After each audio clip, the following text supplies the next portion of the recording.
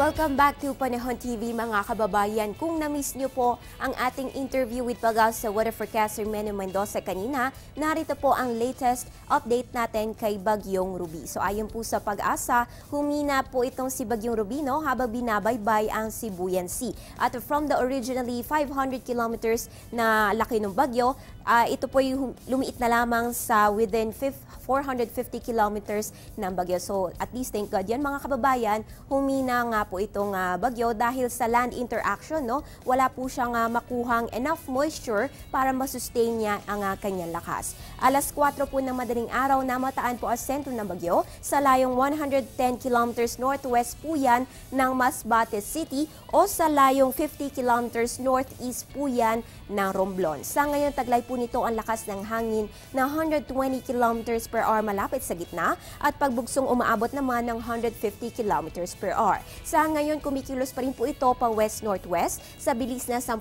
kilometro kada oras. So mabagal na naman po ang pagkilos ng bagyo dahil kahapon, ang pagkilos po niyan ay 15 kilometers per hour at ngayon nga ay 10 kilometro kada oras na lamang. Ayon kay Pag-asa weather forecaster Mene Mendoza, yan po ay dahil sa presensya ng dalawang high pressure area na nagpapabagal sa movement ng bagyo. At ayon po sa latest weather bulletin ng ahensya, inaasahan po ang paglandfall o pagtama sa kalupaan nito si Bagyong Ruby. Mamayang gabi po yan, bandang alas 6 hanggang alas 8 ng gabi, kung saan magdadala po ito ng malalakas na hangin at pag-uulan sa naturang lugar. Samantala sa ngayon po nakataas ang ating public storm warning signal number 3 dito sa May Luzon, kabilang po dyan ang Burias Island, Marinduque, Romblon, Oriental Mindoro at Occidental Mindoro, sa May Batangas, Laguna, Cavite, Southern Quezon at Lubang Island. At ayon po sa Pag-asa, ang mga lugar na ito ay makakaranas ng masungit na panahon. Posible rin po makaranas ng storm surge na may taas na 2 metro ang mga lugar na nasa bandang coastlines natin. Kaya mag-iingat po tayo at mag-monitor ng weather updates. Samantala, nasa ilalim naman ng public storm warning signal number 2 ang Luzon at Visayas, particular na dito sa may Masbate, Ticao Island, Calamian Group of Island, sa may Bulacan, Bataan, Northern Quezon, dyan po sa may Rizal, Camarines Sur, Camarines Norte at Metro Manila. Nasa ilalim po yan ng signal number 2. Dito naman sa Visayas, ang nakataas